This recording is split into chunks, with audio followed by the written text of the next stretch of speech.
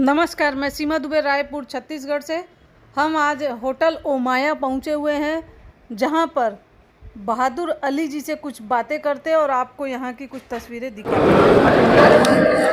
Sir, आपके इस कार्यक्रम के बारे में। आज ही पूरे देश से हमारे 28 स्टेट से लगभग हजारों फार्मर आए थे। जितना हमने सोचे थे उससे ज्यादा लोग आए। टेक्निकल सेमिनार था, इन्होंने बहुत कुछ सीखा और हमने इनको एक अच्छी प्रोत्साहन राशि के रूप में देश विदेश का टूर का प्रोग्राम दिया है, आगे बढ़ने के लिए इनको दिया।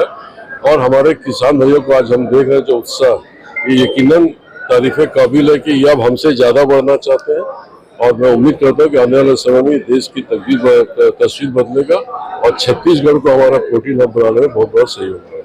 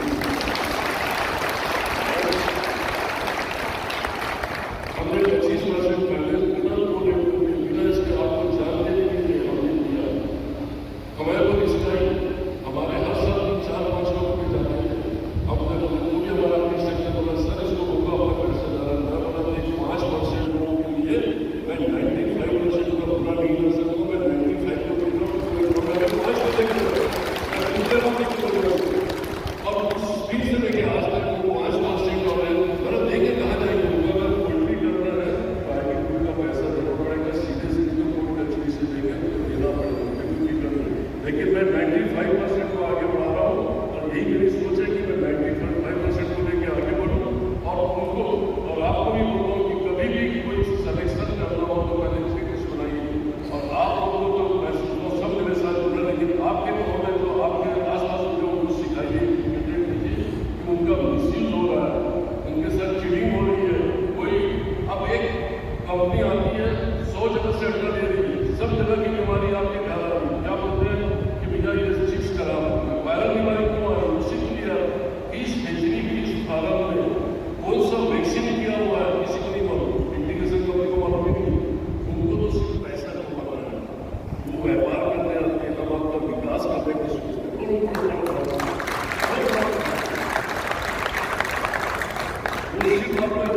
प्रूव करना चाहते हैं, हम आपका नहीं करना चाहते। हम आपका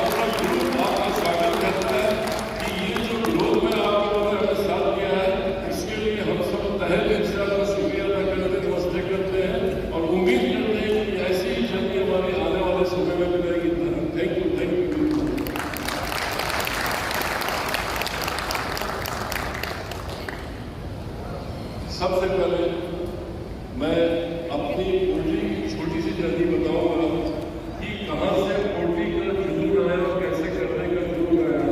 1984 में हमारे बड़े भाई साहब सुल्तान अली से घर की मुर्गी खाने का शौक था कि घर में मुर्गी पालना चाहिए, खाना चाहिए।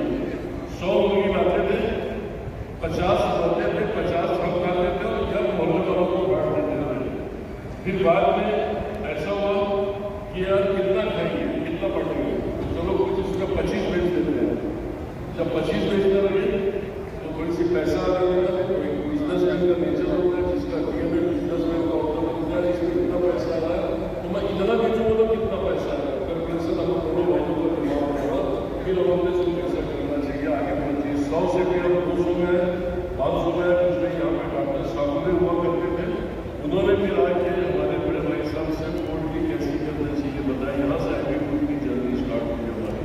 फिर उसके बाद 84 से 96 तक पोल्ट्री बिजनेस हमको अच्छा लग रहा था, लेकिन करने का तरीका नहीं आ रहा था हमें कि हम पोल्ट्री कैसे करेंगे, कैसे ग्रोथ लाएंगे। पोल्ट्री मुर्गी की मेरे दिमाग में था कि ये मुर्गी नहीं है, पोल्ट्री ने रिजेक्ट करोगे।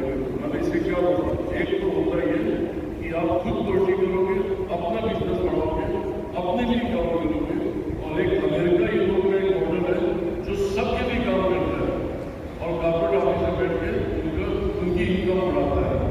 तो मैं कुछ समझा नहीं था, मुझे टाइम नहीं।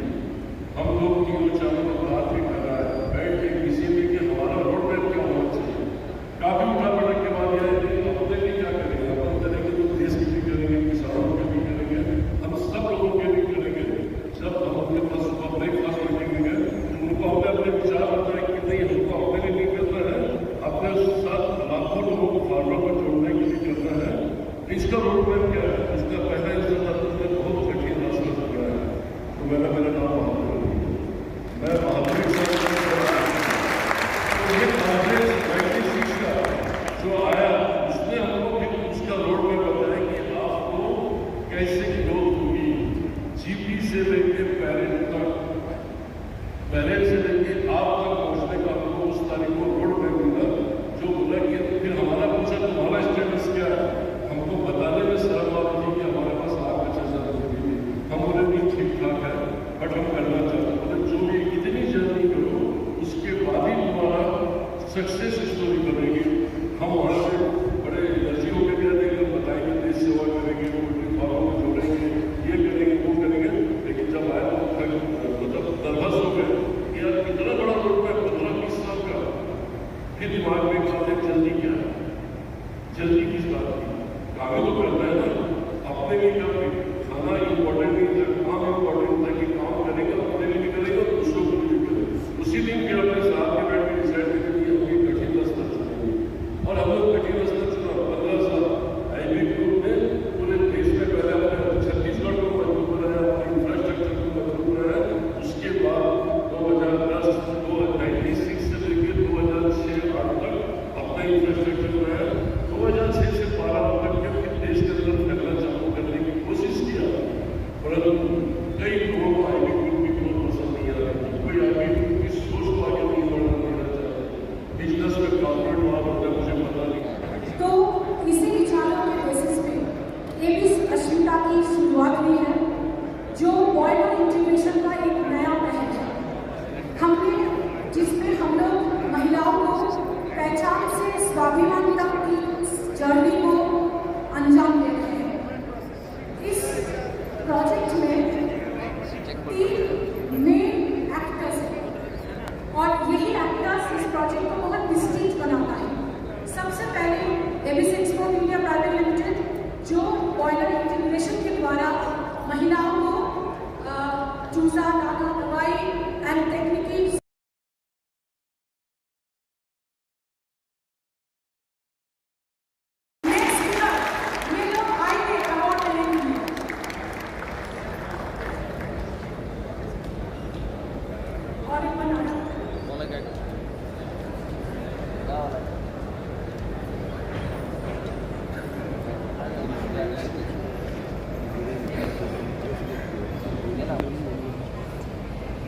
नारियां और शक्ति सब यहीं पर है, तो एक बार जोर से नारा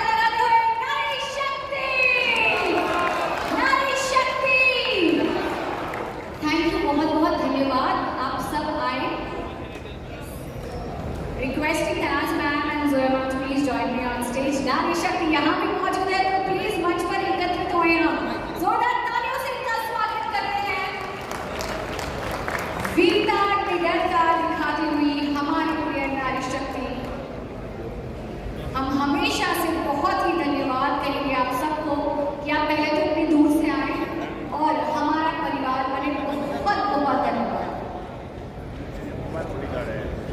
Having a picture opportunity moment on stage, ladies and gentlemen, तैयार हो जाइए, अभी हम अगली क्षणों में